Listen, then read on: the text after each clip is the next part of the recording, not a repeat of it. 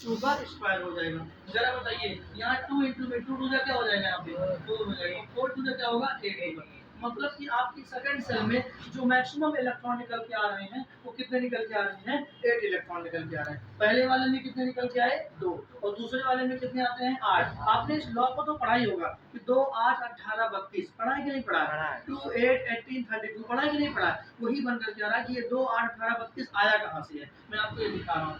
तीसरा आपसे अगर कहेगा कि थर्ड सेल में कितने हो जाएंगे, अगर बेटा हम कहते हैं कि फॉर थर्ड सेल, तीसरी सेल के लिए नाम उसका क्या था, नाम था m नाम था, और n की वैल्यू यहाँ पर कितनी निकल के आएगी, 3 निकल के आएगी, और लेकर के आएंगे तो 2n square is equal to 2 into में n की वैल्यू कितनी है, 3 है, तो 3 का स्क्वायर कर लेंगे। अब आप बताओ जरा कि यहाँ पर 2 है, 3 क्या होगा, 9 होगा, और 9 2 से क्या होता है आपका 18 इलेक्ट्रॉन आपके हो जाएंगे, थर्ड सेल में हो जाएंगे। ऐसे ही अगर हम चौथी सेल में आपसे पूछते हैं कि for fourth cell, fourth FORTH ना, फोर्थ सेल अगर हम आपसे पूछते हैं तो शायद आप कहोगे फोर्थ सेल का नाम क्या था, KLM, और यहाँ क्या हो जाएगा आपका n हो जाएगा। इसके लिए n की वैल्यू कितनी है आपकी, 4 है, सही है ना। लेकर के आइए, फार्मूला आपके सामने लिखा है 2n square is equal to क्या हो जाएगा, 2 इंटू में यहाँ 4 का स्क्वायर, तो 2 इंटू में 4 4 क्या हो जाएगा, 16 हो जाएगा, मतलब ये आपका यहाँ पर क्या हो गया, 32 हो गया। तो बोर जी ने अपना जो लॉ दिया था ना, बोरबरी का जो लॉ निकल के आया था ना, वो किसका था, 2 8 18 32, किसका था, 2 8 18 32। उन्होंने कहा था कि किसी भी सेल में जो इलेक्ट्रॉन्स भरने का क्रम होता है ना बेटा, वो क्या होता है, 2 8 18 32 को फॉलो करता है। मतलब पहली वाली सेल में अधिकतम कितने इलेक्ट्रॉन होंगे, 2 इलेक्ट्रॉन होंगे, दूसरी वाली सेल में कितने होंगे, अधिकतम 8 होंगे। इसी तरीके से तीसरी में अधिकतम कितने होते हैं आपके, 18 होते हैं। ऐसे चौथी में कितनी हो जाएंगे आपके, 32 हो जाएंगे। समझ आ रहा है बात है। अच्छा एक बार बताओ हमको जरा कि जो यहाँ पर SPDF लिखा गया है, मैं आपको बताऊं कि S ब्लॉक में, इसको ब्लॉक भी बोलते हैं, ठीक है। जब आप आवर्त सारणी पढ़िएगा, पीरियोडिक टेबल पढ़िएगा, तो वहाँ पर इसको ब्लॉक बोला जाता है, SPDF, S block, P block, D block, और क्या होता है, F ब्लॉक। तो S ब्लॉक में मैक्सिमम कितने इलेक्ट्रॉन हो सकते हैं आपके, 2 इलेक्ट्रॉन। मैक्सिमम इलेक्ट्रॉन कितने हो सकते हैं आपके, 2 इलेक्ट्रॉन हो सकते हैं। ऐसे हो सकते हैं 10 हो सकते हैं, और F ब्लॉक में मैक्सिमम इलेक्ट्रॉन कितने हो सकते हैं आपके, तो 14 हो सकते हैं। समझ में आ रहा नहीं आ रही बात।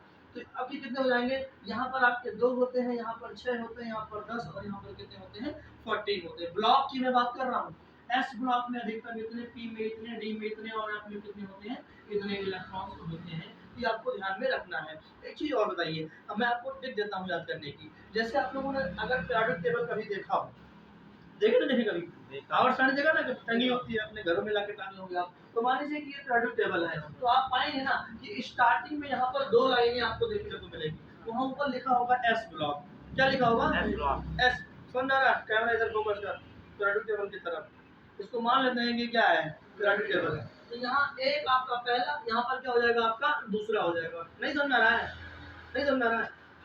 एक से लाइन खींची होगी, लाइन खींची होगी, एक टू लाइन, दो टू लाइन, तो इस पर क्या लिखा होगा ऊपर, S ब्लॉक। क्या लिखा होगा, S ब्लॉक। तो S ब्लॉक में कितनी लाइनें खींची गई है, 2 लाइन। कितनी लाइनें होती हैं, 2। तो S ब्लॉक में कितने इलेक्ट्रॉन, 2। ट्रिक है याद करने की, समझ गए। S में कितने इलेक्ट्रॉन, 2 इलेक्ट्रॉन। अच्छा आगे आइए, यहाँ पे गड़हा मिलेगा, थोड़ा सा ऊपर से थोड़ा नीचे गड़हा टाइप का मिलेगा, उसको बोलते हैं D ब्लॉक। कौन, क्या बोलेंगे, D ब्लॉक, सही है ना, थोड़ा सा नीचे होगा। तो D ब्लॉक में, डी ब्लॉक में कितनी करिएगा, 1 2 3 4 5 6 से कितने लाइनें मिलेंगी, 10 लाइनें। कितने लाइनें मिलेंगी, इसीलिए यहाँ पर कितना इलेक्ट्रॉन होता है, 10। तो पहले आपका S होगा, S में कितने लाइनें, 2, तो कितने इलेक्ट्रॉन आपके हो जाएंगे, 2। सबसे किनारे आ जाइएगा, आवर्त सारणी में सबसे किनारे आइए, तो यहाँ पर आपको 1 2 3 4 5 6 6 लाइनें आपको देखने को मिलेंगी। तो इसीलिए P गड्ढे में, थोड़ा सा गड्ढे में होगी, और फिर से टीले पर आ रही है ऊंची, कौन सा होगा आपका, P ब्लॉक। कौन सा होगा, P ब्लॉक। और P ब्लॉक में कितनी लाइनें देखने को मिलेंगी आपको, 6। कितने लाइनें मिलेंगी, 6 लाइनें, 1 2 3 4 5 6, तो 6 होंगे तो P में कितने हो जाएंगे आपके, नीचे आइएगा, यहाँ पर आपको इसे 2 लाइनें मिलेंगी। हॉरिजॉन्टल वर्टिकल समझते हो ना, हॉरिजॉन्टल माने ये वाला बेड़ बेड़, और वर्टिकल का मतलब खड़ा खड़ा सीधा सीधा, समझ गए। तो ये आपकी इसे बेड़ बेड़ 2 लाइनें मिलेंगी। तो इसे देखो, बेड़ बेड़ का मतलब एक ये वाली हो गई, एक ये वाली हो गई, तो ये 2 लाइनें होंगी। और अगर इसको सीधा सीधा करेगा, ऐसे सीधा सीधा, तो इसको काउंट करेंगे तो कितनी मिल जाएगी, टोटल 14 होगी। कितनी होगी टोटल, 14 होगी। तो इसीलिए यहाँ पर कितने इलेक्ट्रॉन, कोई पूछता है मान लो कि S ब्लॉक में अधिकतम कितने इलेक्ट्रॉन, 2 कितने लाइनें खड़ी खड़ी कितने लाइनें 2 तो कितना हो जाएगा 2 और जो गड़े में दिखाई दे रहा है डी ब्लॉक में उसमें कितना होगा 10 होगा समझ पा रहे हैं और यहाँ जो ऊंचाई पर दिखाई दे रहा है कितना होगा आपका कितना 6 होगा और जो नीचे में दिखाई पड़ रहा है कितना होगा समझ गया ना दिक्कत नहीं है सबको समझ यहाँ पर इतने इलेक्ट्रॉन्स आपके होते हैं तो ये 2 8 18 32 के नियम को फॉलो करता है अब अगली क्लास में जब हम आपसे मिलेंगे तो आपको